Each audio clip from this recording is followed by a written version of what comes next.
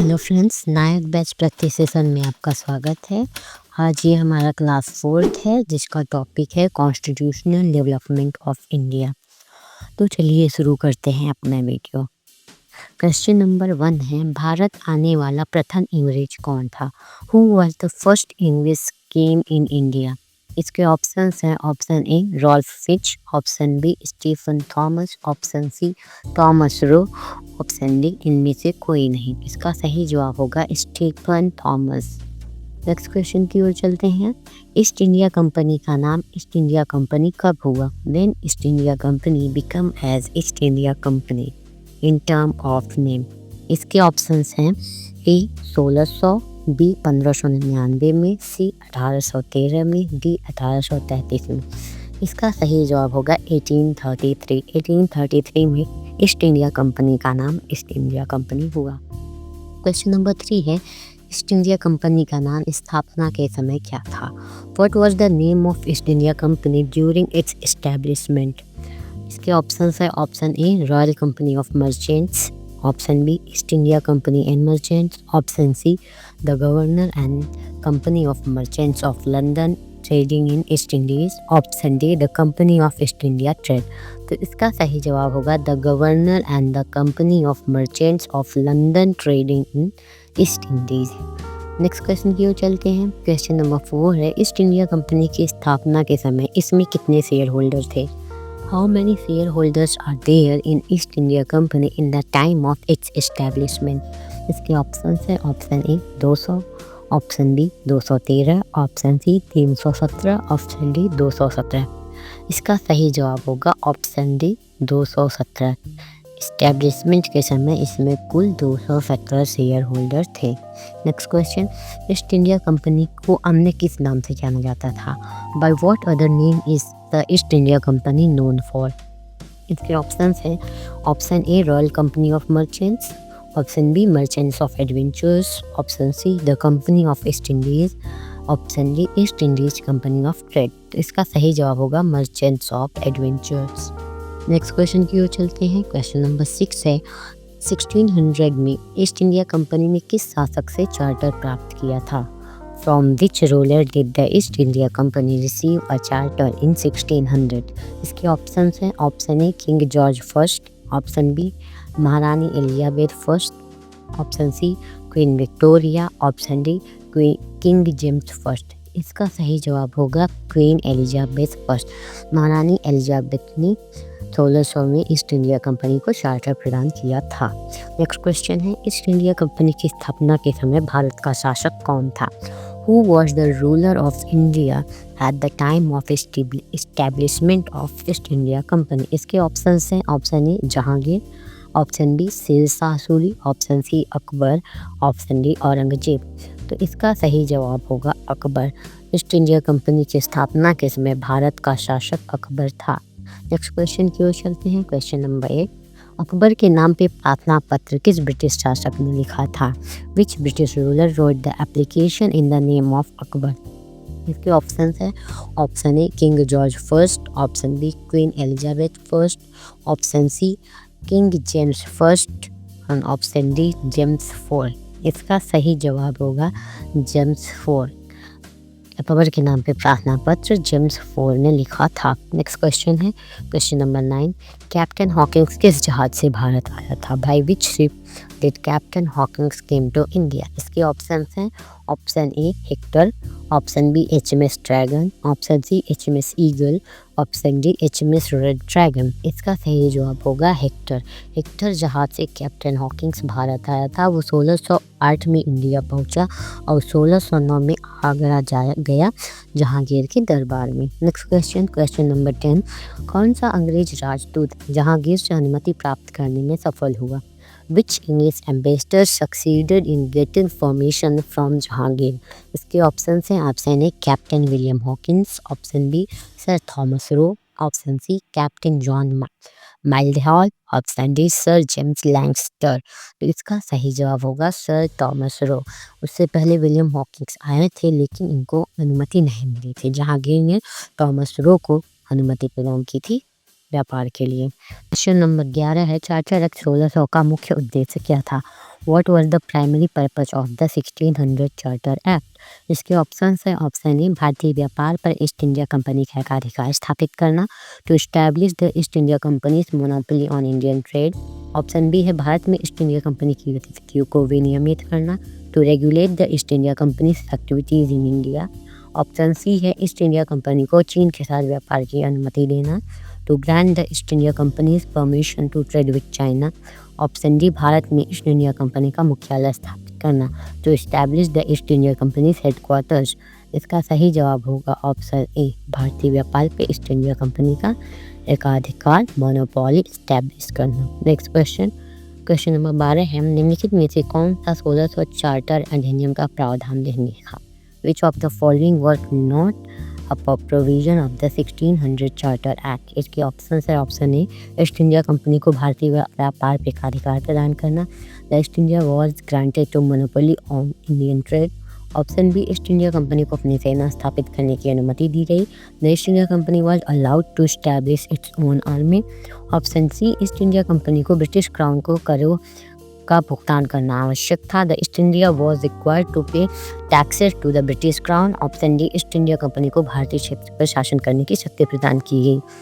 तो इसका सही जवाब होगा ईस्ट इंडिया कंपनी को भारतीय क्षेत्र पर शासन करने की शक्ति प्रदान की गई।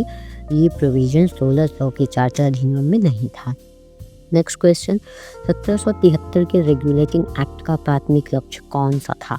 Which was the following a provision of the Regulating Act of 1773? इसके ऑप्शन हैं ए भारतीय व्यापार पे ईस्ट इंडिया कंपनी का एकाधिकार स्थापित करना, to establish the East India company monopoly on Indian trade. Option B भारत में ईस्ट इंडिया कंपनी की गतिविधियों को विनियमित करना, to regulate the East India companies activities in India. Option C East India company को चीन के साथ व्यापार करने की अनुमति देना, to regulate the East India companies permission to trade with China. Option D भारत में ईस्ट इंडिया कंपनी को मुख्यालय स्थापित करना, to establish the East India companies headquarter in India. तो इसका सही जवाब होगा भारत में ईस्ट इंडिया कंपनी की गतिविधियों को विनियमित करना। ये रेगुलेटिंग एक्ट 1773 की मुख्य पर्पज था। नेक्स्ट क्वेश्चन नंबर 14, 1773 के रेगुलेटिंग एक्ट के तहत बंगाल के पहले गवर्नर जनरल के रूप में किसे नियुक्त किया गया था? Who was appointed as the first governor general of Bengal under the regulating act of 1773? इसके ऑप्शन है option A Warren Hasting, option B Robert Clive, option C Richard Wellesley, option D Charles Cornwallis. तो इसका सही जवाब होगा Warren Hasting. Warren Hasting Bengal के पहले governor general थे। नेक्स्ट क्वेश्चन, बंगाल के गवर्नर जनरल को सलाह देने के लिए 1773 के विनियमन अधिनियम के तहत स्थापित परिषद का नाम क्या था? What was the name of the council established under the Regulating Act of 1773 to advise the Governor General of Bengal? इसके ऑप्शन है ऑप्शन ए बंगाल परिषद, the Bengal council, option B भारतीय परिषद, the Indian council, option C British परिषद, the British council, option D governor general की परिषद, the governor general council. तो इसका सही जवाब होगा बंगाल परिषद, the Bengal council. Next question है क्वेश्चन नंबर 16, 1773 के रेगुलेटिंग एक्ट को पेश करने के लिए जिम्मेदार ब्रिटिश प्रधानमंत्री कौन थे? Who was the British prime minister responsible for introducing the regulating act of 1773? इसके ऑप्शन है option A lord North, option B lord Rockingham, option C lord Chatham, option D lord Selborne. तो इसका सही जवाब होगा लॉर्ड नॉर्थ। उस समय के प्रधानमंत्री लॉर्ड नॉर्थ थे। इन्होंने सेक्रेट कमीशन की स्थापना की थी। नेक्स्ट क्वेश्चन, बंगाल में द्वैत शासन किसने लागू किया था? हु इम्प्लीमेंटेड द डायरार्की इन बंगाल? इसका जवाब आप लोग कमेंट में देंगे, ये आप लोगों का होमवर्क है। नेक्स्ट क्वेश्चन नंबर 18, किस चार्टर अधिनियम के तहत कलकत्ता, बम्बई, मद्रास के प्रेसिडेंसी के गवर्नर को कानून बनाने की शक्ति दी गई? Under which charter act governor of Calcutta, Bombay and Madras presidency was given the power to make laws? Option है इसके A charter act 1600, option B charter act 1726, option C regulating act 1773, option D act of settlement 1781। तो इसका सही जवाब होगा charter act 1726, जिसके तहत कलकत्ता, बम्बई, मद्रास के प्रेसिडेंसी के गवर्नर को कानून बनाने की शक्ति दी गई। Next question, question number 19, east India company की किस शासक ने दस्तक जारी किया था बंगाल, बिहार, उड़ीसा में मुक्त व्यापार के लिए? Which ruler issued the dastak to the East India company for free trade in Bengal, Bihar and Orissa? इसके ऑप्शन है, option A Shahjahan, option B Aurangzeb, option C Farrukhsiyar, option D Alivardi Khan. तो इसका सही जवाब होगा फर्रुखसियर ने ईस्ट इंडिया कंपनी के लिए दस्तक जारी किया था। नेक्स्ट क्वेश्चन, क्वेश्चन नंबर 20, किस अधिनियम के तहत मद्रास व बम्बई के गवर्नर को बंगाल के गवर्नर जनरल के अधीन कर दिया गया? Under which act the governor of Madras and Mumbai were placed under the governor general of Bengal? Option इसके हैं, A charter act 1726, option B regulation act 1773, option C act of settlement 1781, option D government of India act 1858। तो इसका सही जवाब होगा regulating act 1773। Next question, 1773 के अधिनियम के तहत गवर्नर जनरल की सहायता के लिए कितनी सदस्यीय परिषद बनाई गई? How many members council was created to assist the governor general under the regulating act 1773? Option A है 3 members council, option B 4 member council, option C 5 members council and option D 6 members council. तो इसका सही जवाब होगा 4 members council. Governor general की सहायता के लिए 4 सदस्यीय परिषद बनाई गई। नेक्स्ट क्वेश्चन, कलकत्ता में सर्वोच्च न्यायालय की स्थापना कब व किस अधिनियम के तहत हुई? When was the Supreme Court established in Kolkata and under which act? इसके ऑप्शन है, ए 1777 में स्थापना and regulating act 1773, option B 1859 में इस्टेब्लिशमेंट और रेगुलेटिंग एक्ट है government of India act 1858, option C है 1950 in amendment of constitution, option D है none of them. तो इसका सही जवाब होगा 1774 in regulating act of 1773। Next question की ओर चलते हैं। क्वेश्चन नंबर 23 है, रेगुलेटिंग एक्ट 1773 की कमियों को दूर करने के लिए कौन सा अधिनियम लाया गया? Which act was brought to remove the shortcomings of the regulating act 1773? इसके ऑप्शन है, option A charter act 1813, option B act of settlement 1781, option C Pitt's India act 1784 and option D both B and C. तो इसका सही जवाब होगा both B and C. Act of settlement and Pitt's India act दोनों regulating act 73 की कमियों को दूर करने के लिए लाया गया था। Next question, British east India company के बारे में कौन सा कथन सही है? Which of the following statements about the British east India company is correct? इसके ऑप्शन है, ए इसका गठन 1599 में व्यापारियों के एक समूह द्वारा किया गया था जिसे द मर्चेंट एडवेंचरर्स के नाम से जाना जाता है।